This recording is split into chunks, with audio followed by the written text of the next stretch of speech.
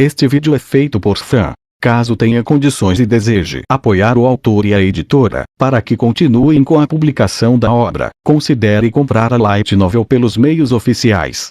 Capítulo 77, Epílogo. Elias Brandale Raven desceu da carruagem, apenas para ficar perplexo, e olhou com assombro para a cena à sua frente. Espalhada diante de seus olhos havia uma montanha de escombros. Para ele, era difícil acreditar que aquela era a capital.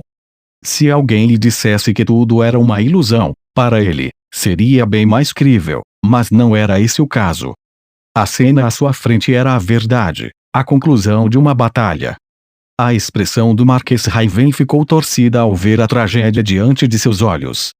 Quanta mão de obra e tempo seriam necessários para arruinar uma cidade tão grande quanto a capital e nessas extensões? Qualquer quantidade seria inimaginável para ele. O único com o poder de conceber isso era o rei feiticeiro, que só poderia ser descrito como desumano. Passos vindos de trás ficaram mais altos quando uma voz o abordou. Marquês.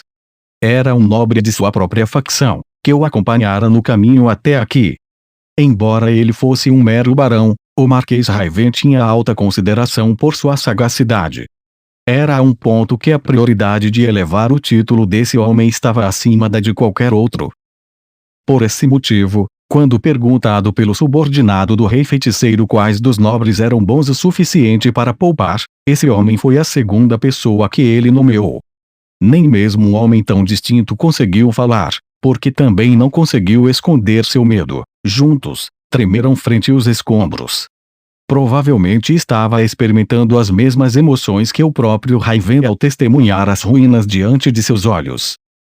O Marquês Raven olhou para trás e confirmou que todos os 12 nobres haviam descido das 10 carruagens. A audiência nos aguarda. Ninguém se opôs e isso era de se esperar. Eles foram convocados para este lugar pelo rei feiticeiro, então não havia como ainda conseguirem dizer coisas como não vamos. Até porque, eles nem sequer conseguiriam reunir tanta coragem ou, sendo mais preciso, nenhum deles era tão imprudente a esse ponto. O problema agora estava no local a qual foram instruídos a vir, não os especificaram onde na capital.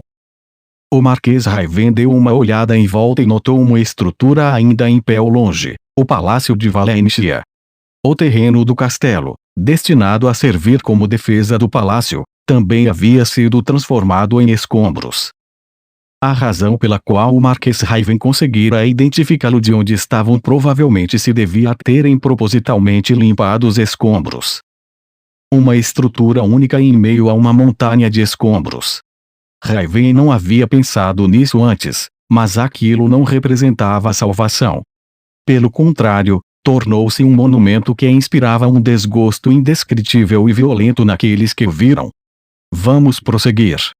A comitiva do Marquês Raven estava atualmente nas ruínas do que costumava ser os muros da capital, então o palácio estava bem distante.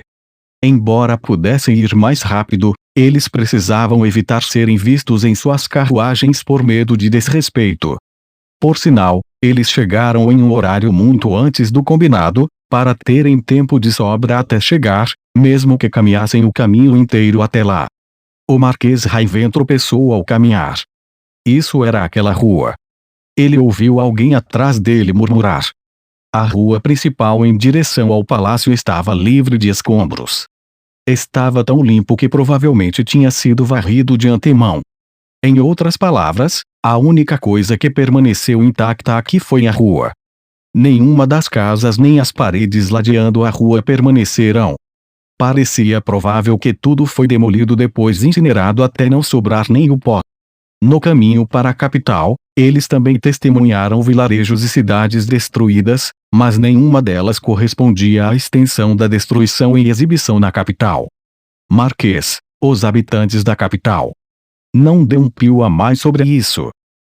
Provavelmente estavam preocupados com a segurança dos habitantes. No entanto, Raven não tinha ouvido falar da realocação deles nem tinha visto refugiados fora da capital. Dado que fosse o caso, só poderia haver um destino para eles. O Marquês Raven olhou para as ruínas ao seu lado. Quantas pessoas estavam enterradas abaixo delas? Ele até sentiu como se estivesse andando por um imenso cemitério. Raven não mais usava o nariz para respirar, pois não queria sentir o fedor pungente de cadáveres. Mas, milagrosamente, não havia esse fedor. Os únicos odores que pairavam no ar eram o aroma enervante de itens queimados e cinzas. Eles já andavam há algum tempo, mas ainda estavam longe do palácio. Seus corações foram enfraquecidos pela visão de tanta tragédia. Raven ouviu alguém murmurar: "Rei louco!" O Marquês Raven imediatamente se virou e gritou: "Seu desgraçado!" Seu olhar afiado esquadrinhou os nobres. Dentre eles havia um cuja pele estava pálida e cujo rosto espasmava constantemente. Quem vivera tempo bastante na nobreza já teria aprendido a subjugar suas emoções e esconder expressões, mas a visão à sua frente ainda o fez ceder internamente. Raven podia simpatizar com eles, mas mesmo que concordasse com esse pensamento, o lugar não era apropriado para isso. Não seria aconselhável ser inimigo deles, então ele teve que repreendê-los vocalmente. Todos os presentes aqui são talentosos e fenomenais, foi por isso que escolhi salvá-los, então tentem evitar desperdiçar meus esforços com tais gafes. Não há necessidade de pedir desculpas ou me agradecer. Apenas tentem entender de onde vim. Ninguém respondeu, mas ele tinha fé que suas intenções foram bem transmitidas. Marquês Sama.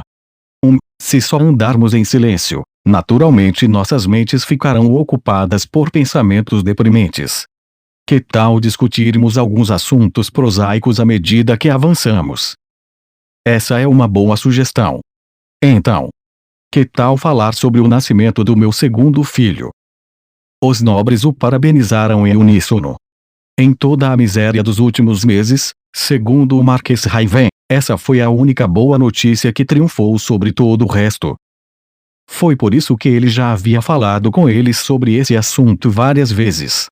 Ele elogiava seu filho por horas a fio, mas tudo o que falava era essencialmente sem substância. Ainda assim, considerando o fato de que isso poderia aliviar um pouco o clima, ele ainda falava do filho. Quando voltou à realidade, eles já haviam andado metade do caminho até o palácio. Talvez ele possa ter falado um pouco, claro, apenas um pouco, além da conta. Embora ainda tivesse muito mais a dizer, ele estava ciente que estava na hora de parar. Raven propositalmente fingiu tossir. Todos que estavam atentos a ele ficaram tensos com isso. Bem, então, falaremos mais do meu filho quando voltarmos. O que devemos propor ao rei feiticeiro para que nossos filhos possam viver felizes no futuro? Eles haviam discutido esse tópico várias vezes antes de chegar aqui, mas já era hora de chegarem a uma conclusão. O Marquês Raven examinou seus arredores para confirmar que não havia soldados do reino feiticeiro nas redondezas. Embora seja uma pergunta que precisamos fazer, Sua Majestade, o rei feiticeiro, é um undead, afinal. Ao contrário de seres vivos como nós, seu governo será eterno. Nossos netos e bisnetos esquecerão essa cena e farão algo para enfurecer Sua Majestade. Isso é altamente provável. Embora nossos netos possam se sair bem, aqueles que possam vir depois deles que me preocupa. Afinal, idiotas poderiam herdar o papel de chefe de família. Honestamente, senhores, não precisamos assumir tanta responsabilidade. Se o pior acontecer, por que simplesmente não lavamos nossas mãos e deixemos que morram? Ou até conceder a eles uma morte rápida. Um discurso que chocaria qualquer um que se orgulhasse de sua nobre linhagem foi feito por uma lady cuja família só havia ascendido à nobreza durante a geração de seu pai. Ela estava aqui como representante de seu pai enfermo. Por ter vindo de alguém cujas raízes na nobreza não eram tão profundas, muitos expressaram descontentamento. Contemple o que está à sua frente, as coisas não terminariam com apenas uma família sendo abatida. As palavras de Raven fizeram com que ela olhasse para o chão, mas ele não parou por aí. É por isso que estas são as únicas coisas que poderíamos fazer. Fazer com que essa cena trágica seja preservada para a posteridade e contar aos nossos filhos o que aconteceu aqui. Teremos que implorar a Sua Majestade, o Rei Feiticeiro, para preservar essa cena. Não deveríamos construir uma nova cidade nestas terras. Raven ouviu uma pergunta da direita, que recebeu uma refutação da esquerda. Reconstruir agora que tudo está arruinado a este ponto. Não acha isso um pouco difícil de imaginar? O Marquês Raven concordou. Contudo, o rei feiticeiro possuía um poder que nem ele nem toda a raça humana podiam reunir. Talvez desde o início ele desejasse construir uma cidade ideal e foi por isso que fez o que fez. Mas, se persistissem nesse pensamento, não chegariam a lugar algum. A propósito, como anda a situação dos reféns? Marquês. Esse era o tópico que ele mais odiava. Raven mordeu o lábio inferior. Ele não tinha certeza se o rei feiticeiro exigiria reféns deles, mas, levando em conta a possibilidade de terceiros fazendo essa sugestão, a probabilidade de estarem favoráveis a essa ideia aumentava substancialmente. O Marquês Raven imolou seu cérebro e chegou a uma conclusão. Eu serei o único a sugerir a proposta ao rei feiticeiro. Em outras palavras, ele defendia que todos ficassem dançando na palma de sua mão. Muitos dos nobres provavelmente discordaram de sua decisão em seus corações, mas nenhum deles falou nem mudou de expressão. Depois de tomarem suas decisões finais sobre vários assuntos, o palácio finalmente estava diante deles. O que Raven e o resto viram foi uma montanha de escombros que parecia estar bloqueando a entrada. Curvado no topo, havia um ser Undead. O Undead estavam conversando com a primeira-ministra do reino feiticeiro, Albedo. Talvez ambos tivessem detectado suas presenças, pois se viraram para encará-los. Ainda havia um pouco de distância entre eles, mas Raven e sua comitiva aceleraram o passo. Quando se aproximaram, finalmente entenderam o formato real da montanha de escombros em que o rei feiticeiro estava sentado. Bem, seria incorreto chamá-lo de formato real porque era de fato uma montanha de escombros, mas, de um ponto de vista diferente, não era. Colocado em cima dela havia algo radiante, a coroa do reino. Aquele era um trono feito de escombros, uma obra de arte que simbolizava o fim do reino. Era difícil para eles imaginarem que os escombros que constituíam esse trono eram desta cidade. Talvez tivesse sido transportado de algum lugar inominável. Aterrorizante. Um monstro que era capaz de conceber tal ideia e também capaz de executá-la como tal, era aterrorizante. Eles correram com todas as suas forças e prostraram-o diante dele quase como se tivessem tropeçado. Ou arfaram. Estavam terrivelmente sem fôlego. Estamos aqui para prestar nossos respeitos a Vossa Majestade, o Rei Feiticeiro. O Marquês Raven fez uma reverência e sentiu o Rei Feiticeiro observá-lo. Raven, correto? Você chegou aqui bem a tempo. Dito isto, como devo dizer isso, que tal acalmar sua respiração primeiro? Afinal, está soando bastante. Por ter mostrado um lado tão vergonhoso de mim mesmo a Vossa Majestade, devo me desculpar profusamente. A voz desse ser foi tão cheia de condescendência que o chocou. Era exatamente por isso que ele era aterrorizante. Seu cérebro gritou armadilha para ele. A situação deles só pioraria se eles mantivessem sua imprudência. Raven tirou um lenço para limpar o suor da testa. Eu convoquei todos vocês aqui, afinal, a etiqueta dita que eu saúde primeiro. Todavia, eu não gosto de conversas sem sentido, então vamos ser sucintos. Como desejar. Ele estava prestes a falar com Raven e os outros sobre algo que não haviam discutido antes. O exército do reino feiticeiro destruiu a terra dos nobres ao oeste e ao sul desta cidade. Eles retornarão em breve.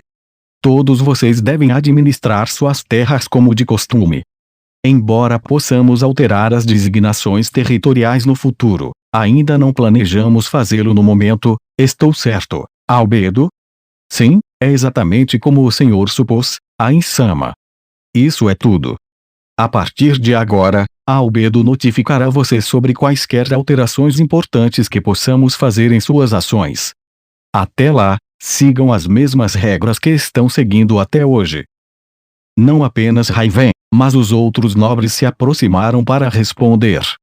Há alguma dúvida ou algo sobre o qual estão confusos? Absolutamente nada. É só que, para provar a minha lealdade e a dos meus colegas nobres, em minha posição de servo, se possível, eu gostaria de fazer algumas propostas. Para Raven, cada palavra que dizia fazia com que se sentisse cuspindo sangue. Depois de ter dito as palavras que era a fonte de sua depressão, ele viu que o rei feiticeiro havia virado a cabeça para contemplar algo longínquo. Ele pode estar pensando em algo como meros humanos se atrevem a falar em vez de apenas responder minhas perguntas. Quanta arrogância! Ele o desagradou. Raven sentiu como se seu estômago estivesse cheio de chumbo. Se estivesse prestes a terminar um trabalho cansativo e seu subordinado acrescentasse mais documentos à pilha, ele provavelmente estaria fazendo uma expressão semelhante à que o rei feiticeiro fazia. Raven pensou sobre essas coisas em uma vã tentativa de escapar da realidade. Depois do que pareceu uma eternidade, o rei feiticeiro falou desinteressadamente: é mesmo. Então fale com a Albedo depois disso. Creio que isso conclui a conversa. Enfim, para permitir que as pessoas percebam o quão idiota é se opor a mim e ao meu país, esse lugar será deixado em seu estado atual. Tendo isso em mente, se alguma praga nascesse disto aqui, seria bastante problemático. Por esse motivo, lançaremos uma magia por todo o lugar após desintegrar tudo. Para evitar ser pego em quaisquer incidentes, lembre-se de não permitir ninguém por aqui. Entendido? Albedo, chame o Guren aqui e queime tudo até as cinzas. Devo ressaltar, porém, que o belo exterior do palácio deve ser preservado. Mova os móveis e outros enfeites para Errantel. Sim, senhor. Embora ele quisesse saber quem era Guren, provavelmente era algo que não era para seus ouvidos. Se ele tivesse que categorizar as coisas em preciso saber e jamais deveria descobrir, tudo ao redor do rei feiticeiro provavelmente pertencia a esse último. Dando prosseguimento, embora o reino tenha sido totalmente destruído, Raven, devo te perguntar. Toda a extensão do quão idiota é se opor a mim, agora deve ser do conhecimento comum, correto? Sim. O fato do quão tolo é se opor a vossa majestade, o poderoso rei feiticeiro, certamente se tornará um conhecimento comum para as eras vindouras. Como sua cabeça estava inclinada, ele não sabia dizer qual expressão o rei feiticeiro tinha. É claro, o rei feiticeiro não tinha pele, portanto, nenhuma expressão, mas ele podia sentir uma pitada de alegria após sua resposta. É o que pensa. Então o que fizemos aqui valeu a pena. Estou bastante satisfeito com isso. Ouvir as opiniões do rei feiticeiro, alguém que matou 8 milhões de habitantes do reino, deu a Raven um desejo intenso de vomitar. Ele não pôde deixar de orar. Para que um dia, apareça um herói capaz de matar esse rei demônio. Eu não fiz nada de errado. Philip repetiu a mesma frase que já havia repetido várias vezes ao longo desta semana. De fato, suas ações definitivamente não desencadearam a guerra. Tudo isso foi um estratagema do reino feiticeiro. Se ele pensasse dessa maneira, tudo finalmente faria sentido lógico. Ele foi explorado. Havia uma chance de que o motivo pela qual suas terras não produzissem uma colheita abundante e por suas propostas nunca serem aprovadas fosse tudo por causa dos planos do reino feiticeiro. Eles devem ter pago aqueles caras ou falaram mal de mim. Eu sabia que tinham feito algo contra mim. Claro, só pode ser isso. Felipe saiu da cama e estendeu a mão para a mesa de cabeceira. Ele pegou a jarra e a inclinou, mas pelo peso soube que estava sem água. Tisque. Felipe estalou a língua e olhou ao redor do quarto. Espalhadas por todo o chão havia garrafas vazias de bebida. Embora o ambiente pudesse estar cheio de um forte cheiro de álcool, o nariz de Felipe havia se acostumado a isso há muito tempo, de modo que não podia dizer a diferença. Ele escolheu aleatoriamente uma garrafa do chão e a levou aos lábios, mas nenhuma gota caiu na garganta. Merda! Ele arremessou a garrafa. Ao som da garrafa quebrando, sua frustração aumentou ainda mais. Ei! Estou sem bebida. Mesmo após gritar, ninguém veio lhe servir álcool. Normalmente, Haveria empregadas o pessoal de Ilma, em espera no quarto, mas agora que pensava nisso, ele percebeu que não as via há muito tempo. Traga mais bebida.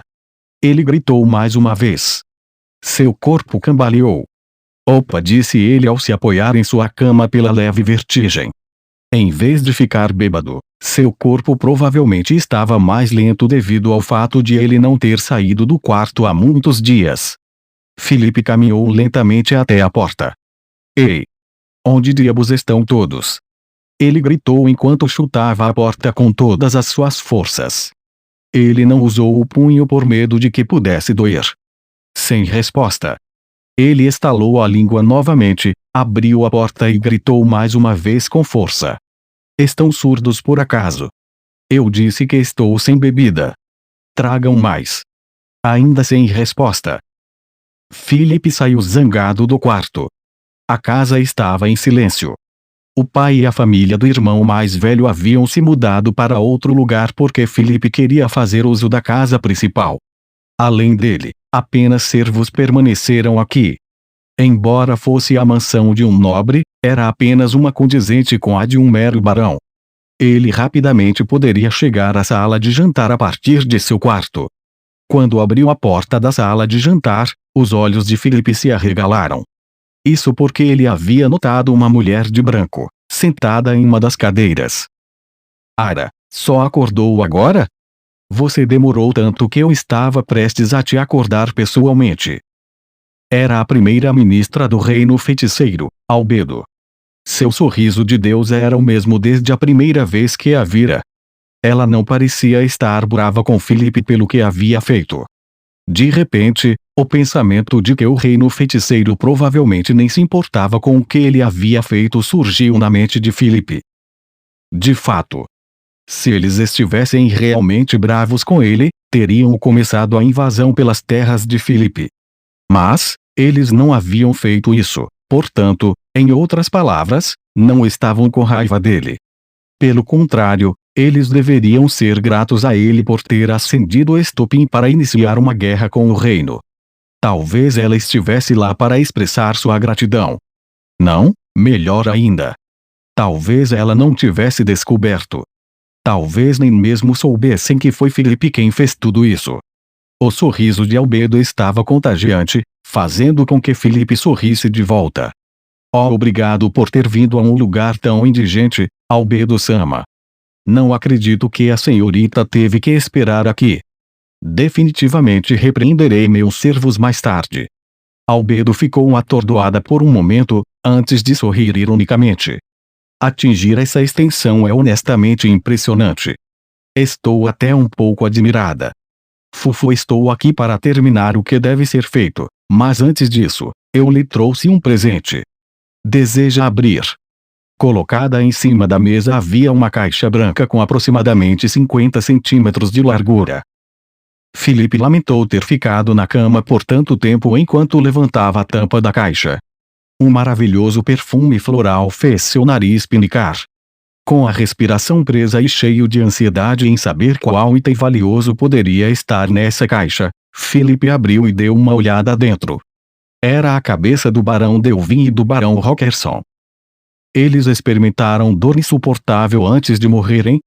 Suas expressões contorcidas o fizeram sentir intensa repulsa. Albedo falou calmamente com Felipe, cujo corpo enrijeceu. E pensar que teve a audácia de me denegrir.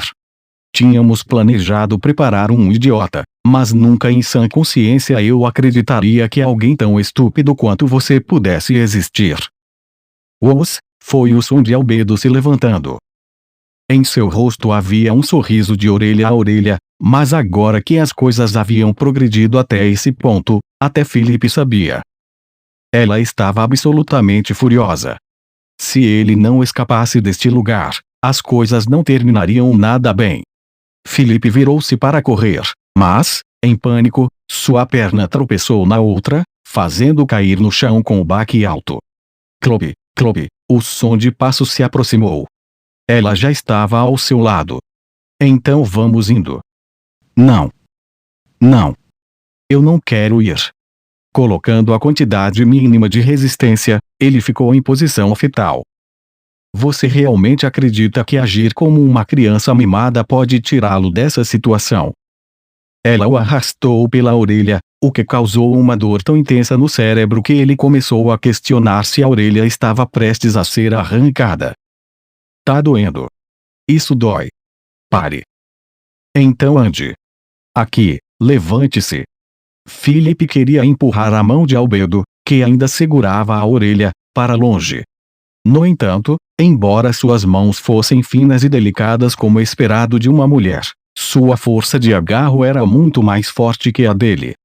Isso dói. Isso dói. Ele foi colocado de pé sendo puxado pela orelha. Sua visão estava turva pelas lágrimas, mas Philip deu um soco na direção do rosto de Albedo. No entanto, seus punhos foram facilmente pegos no ar, e então uma força forte o suficiente para esmagar os ossos foi aplicada ao seu punho, que começou a emitir sons estaladiços. Se apenas andar, eu não vou esmagar suas mãos, que tal? Tá bom. Tá bom. Eu ando. Não faz isso, por favor. A pressão em sua mão parou. Por quê? O que eu fiz? As lágrimas tristes de Philip escorriam como uma cachoeira. Ele havia tentado o seu melhor, mas não apenas ele não teve sucesso, como nunca havia sido tratado assim antes. Por que estava sendo vítima de tanta violência? Porque ninguém veio ajudá-lo. Outros o haviam vendido para o reino feiticeiro em troca de segurança. Eram todos covardes. Todos eles, covardes. Albedo não reagiu a Philip chorando pela dor no punho e pelo puxão na orelha. Ela apenas avançou como se ele não existisse. Philip a seguiu sem resistência, já que ainda estava sendo puxado pela orelha. Eles caminharam ao ar livre a partir da entrada principal. Philip gritou com a visão na frente dele. Uma floresta apareceu na frente da mansão. Mas, diferentemente de uma floresta normal, essa não era feita de árvores e arbustos. Havia uma grande quantidade de árvores de formato estranho. Eram como estacas com mãos e pés. Empalamento. Todos os moradores foram empalados. Homens, mulheres, velhos ou jovens, estavam empalados. Nenhum deles foi poupado. Todos eles foram empalados pelo reto até a boca. Seus sofrimentos eram visíveis através de suas expressões, não havia exceções. Sangue escorria de todos os orifícios e poças de sangue circundavam a base das estacas. Quando eles fizeram algo assim, era impossível para Philip não ter notado isso. Isso não é um sonho. Apenas usei magia de isolamento acústico no seu quarto. Estava tão silencioso lá, não é mesmo? Se você fosse um pouco mais esperto, talvez tivesse notado algo errado, mas pelo que vi, estava completamente alheio à situação. Uma vez mais, Philip usou toda a força de suas mãos para liberar seu ouvido da mão de Albedo. Albedo reagiu dando-lhe um soco no rosto enquanto dizia: Pensei em deixar sua execução para os aldeões, mas isso seria chato. Aquele que admiro, a Insama, enfatizou fortemente a noção de ter experiência prática e treinamento. É por isso que eu queria testar alguns métodos de tortura a fim de coletar informações sobre você. Assim deveria ser de alguma utilidade para mim. Ao ver a expressão de Albedo, um sorriso largo o bastante para rasgar um rosto, Philip perdeu a consciência. Esse sujeito, sério? Tudo bem. Afinal, seu pai me disse, deixe aquele idiota provar a dor de todos. Vou manter minha promessa a ele. Philip não conseguia mais ouvir o que ela havia dito. Como Albedo disse que precisava pôr um fim em alguns assuntos, eles se separaram no meio do caminho de volta. Ains voltou para seus aposentos sozinho e disse em tom solene à empregada encarregada de atendê-lo hoje: Revisarei as estratégias que o reino feiticeiro deve empregar no futuro. Fique aqui e não permita que mais ninguém passe desse ponto. Ains viu que a empregada designada para o acompanhar havia fixado o olhar em direção à porta, na direção da empregada responsável por seus aposentos hoje. Ela provavelmente estava prestes a dizer: vou deixar tudo aqui para você, assim, serei a única a assessorar o venerável Ain-sama. Afinal, era assim que elas geralmente operavam. Ain sabia disso com antecedência, então se adiantou para impedi-la. Terei que considerar as coisas na escala de anos no futuro. Qualquer tipo de movimento pode prejudicar minha linha de raciocínio, fui claro? Sim, senhor. Tentarei o meu melhor para apagar completamente a minha presença a partir de agora. Mesmo Ain ansiando por dizer que não era nesse sentido, as coisas desse modo não estavam bem também. Com toda a honestidade, quanto mais ele pensava sobre, menos ele queria pensar sobre isso. Perfeito. Porém, como não pode apagar sua presença por enquanto, você deve ficar aqui. Sim, Ain-sama. A empregada encarregada de cuidar dele ficou para trás no escritório. O próprio Ain foi direto para o quarto. Seu corpo estava ótimo, mas sua mente estava absolutamente destruída. Ain pulou em sua cama como se estivesse mergulhando em uma piscina. A cama macia gentilmente acolheu seu corpo. Um mergulho magnífico.